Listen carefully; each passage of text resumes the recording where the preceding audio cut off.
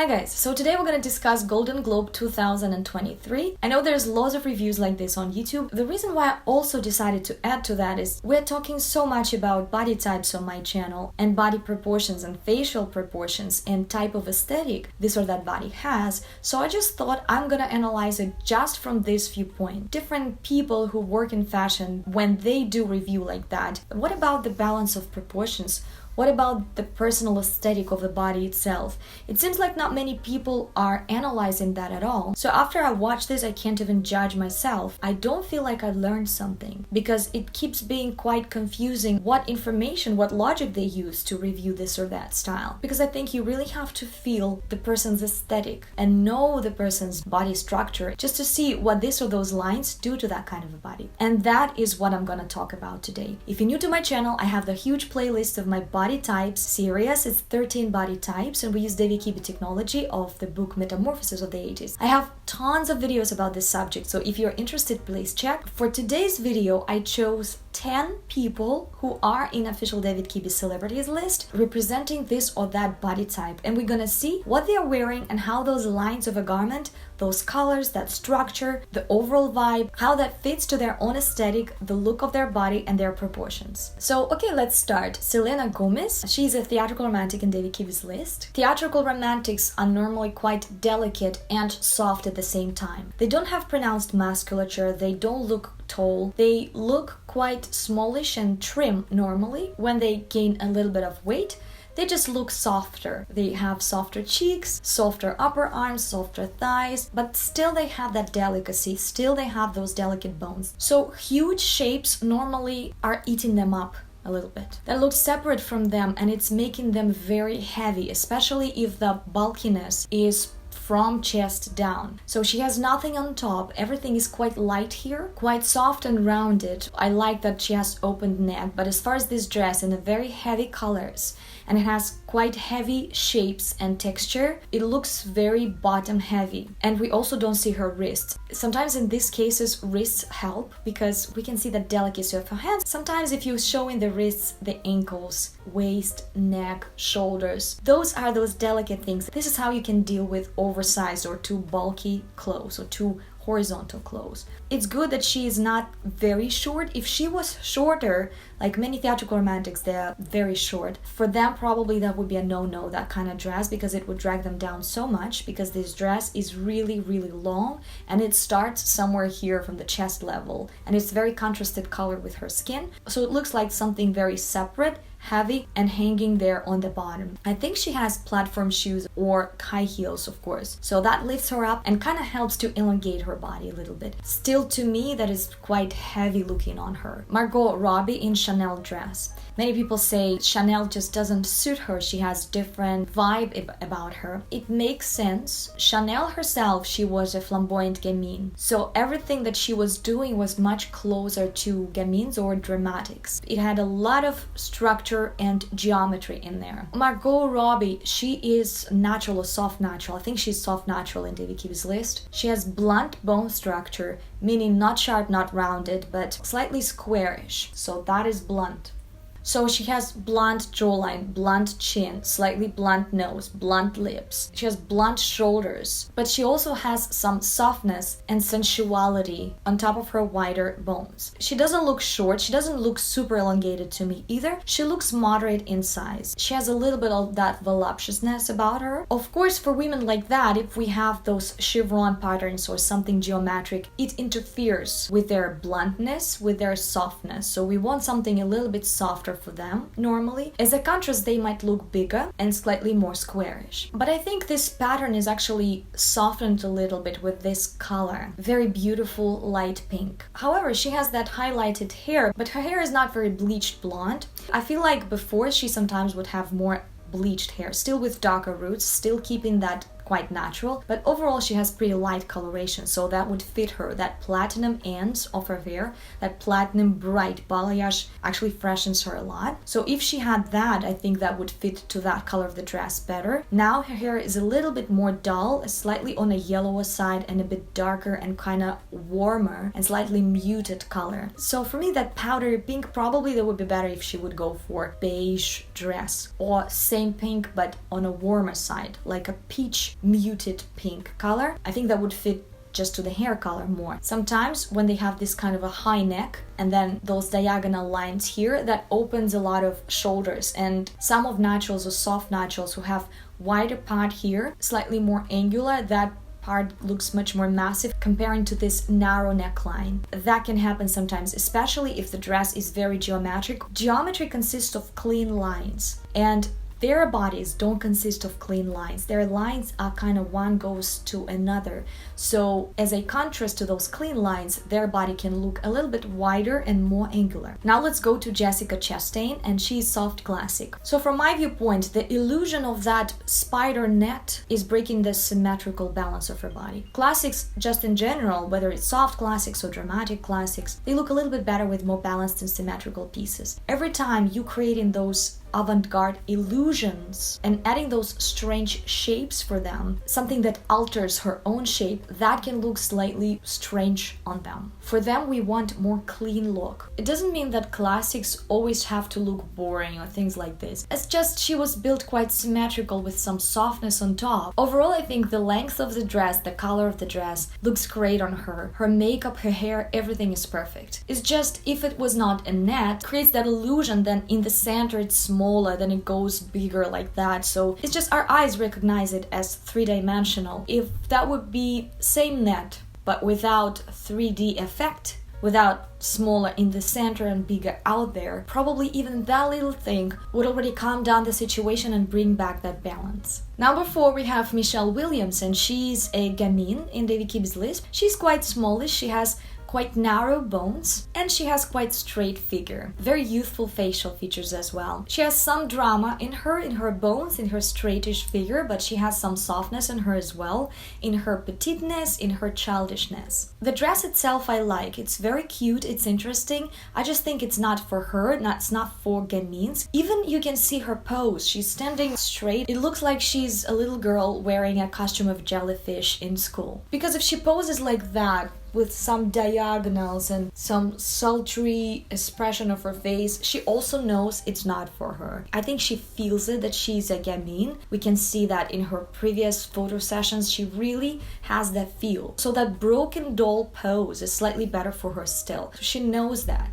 If she had a different dress and she would pose like that for a photo standing straight, that would look perfect, and that's what she did many times on the red carpet before. But with this dress, you can't do that. It looks strange. She definitely needs something sharper and straighter. All those big bouffants and ruffles, they're just too big for her, too soft for her, and too voluptuous for her. She doesn't have that voluptuousness in her body. That dress would be amazing, I don't know, for romantics, with women with a lot of softness or with some lush features in their faces. Not for gamines. Gamines are much drier. Even though she has some cheeks, you might say she has some softness. Yes, in her flesh she does. She doesn't have that lushness, and when she was playing Marilyn Monroe in the movie, this is what we were missing. We were missing lush features of her face, that extra sensuality and that voluptuousness. That was the biggest point of what we were missing. Yes, they were both small. Yes, they were both kind of soft, looking a little bit, short arms, short legs, some smallish, beautiful hourglass figure, some childishness in the face, heart-shaped faces, small nose. All that fits, but not the voluptuousness. That is the biggest difference between, for example, romantics or theatrical romantics and gamines. And this is one of the reasons why she's not romantic, she's not theatrical romantic, she's a gamine. Gamines have absolutely different energy in them. So they are shining bright like a diamond in slightly different lines, in something more straight, more dry, and more geometric. Number 5, Julia Garner. She is Flamboyant Gamine. Gamine with some drama in them, with some additional structure. Maybe they are slightly more elongated within the smallish frame. They can be slightly straightish, and they can be broadly angular. What I don't like about this dress is a short torso of a dress. It's giving the illusion of much bigger head, because especially for Flamboyant Gamines, their proportions are not balanced. They can have elongated arms or elongated legs, quite short torso but bigger head, for example. Sometimes they can look a little bit like combination of different bodies, even different parts of the bodies. So sometimes that might look slightly strange when they change their proportions too much. So in this case, we can see that her natural torso is quite normal size. She has quite bigger head, a little bit smaller everything else, kind of straightish body, and long arms. And especially for women who are not tall but who have long arms, shorter torso is ruining the balance of their proportions. So this is what I don't like about this dress. I would remove this stripe from her waist. What I like about this dress is that it's narrow, and I think it's beautiful. I even like this mermaid skirt. Flamboyant Gamines, they don't look quite good in that classic traditional glamour, when everything is polished and extremely feminine, voluptuous, and very balanced. So if they go for red carpet, and if they're choosing kind of like that classic prom dress, they still need to alter something. So they still need some kind of the naughty addition that would break that clear glamour communication. I like her hair, I like her makeup, I like the color of the dress, I like the bustier of the dress, I like that the dress is overall narrow. What I don't like is just the waist emphasis here. She would look much better with elongated vertical line, because I assume that she has some platforms in there or high heels. I think those ruffles though, they add a little bit of that humor and exaggeration, and it's great that the skirt is actually narrow and it goes to those bouffants. Number 6, Elizabeth Debicki, and she is dramatic. She's very angular, she's very elongated looking, she has narrow bones and long vertical line. What I love about it is that dress looks very clean and quite minimalistic. I love her makeup here, I love her hair here, and the hair color as well. I think that bleached blonde goes very well with the rest of her coloration and even with her type. What I don't like is that the dress starts here with this horizontal line. To me, that starts so low, so that part looks very elongated, and she looks like her chest is very low on her body. So I think proportionately and just in general, dramatics look with elongated and slightly diagonal lines like this, so I think it would be slightly better if the neckline would be more vertical and then she would have that long V here. I love that this dress is not too voluptuous without any additional ruffles and things. It's very clean, it's very narrow, and yeah, it's very traditional. Number 7 is Kaley Cuoco. She's pregnant here, and that is already very beautiful, and it suits every woman. She is soft natural. For some reason, I'm not a big fan of that dress color combined with her natural hair color. I think if she would have her hair as she usually did before pregnancy, maybe she had those bright balayage bleached blonde highlights. She has very interesting coloration also. She has very light, maybe light green eyes, and I think she's quite warm. This dress, I think it's too light and too cool for her coloration, especially with this hair. I think she let her natural color grow because of the pregnancy maybe. The hair color that she has now is very beautiful. And I like that she removed her hair from here, not to make this part heavy. That created that a little bit lighter effect. Number 8, Jennifer Hudson, and she is soft dramatic, as I know. Even though she's soft dramatic, and dramatics have quite elongated and sharp bones, but she has a lot of softness on top, and she has that figure. So every time they are wearing something very stiff and very sharp, they look quite restricted and sometimes very heavy. And it's just kind of not for them. Kind of dress looks a little bit separate from them, like a box. I will just show you several different pictures of her on red carpet and you will see what I mean, yeah? So when they are dressed into something still with quite large elements, but something that would accommodate their curves, hug them a little bit, open their neck, some drapes, some additional bouffants maybe. That always looks very sophisticated on them. Better than something very stiff. Number 9, Claire Danes, and she is dramatic. She's also very angular. She has long vertical line and quite thin and sharp bones in her face and on her body. So actually shape of the dress and the pattern I think is very cool. What I have a question about is those feathers at the bottom. I think that is a strange addition that was added there. I don't understand why. Normally for dramatics it just does nothing. I'm not saying that it's spoiled the look, it just does nothing. I think that would look much more classy if that wasn't the feathers on the bottom. Also short torso, that also is a little bit strange to me. Normally when you cut their body in the middle like this with very short torso, high-waisted dress, yeah? That is exaggerating their elongation normally.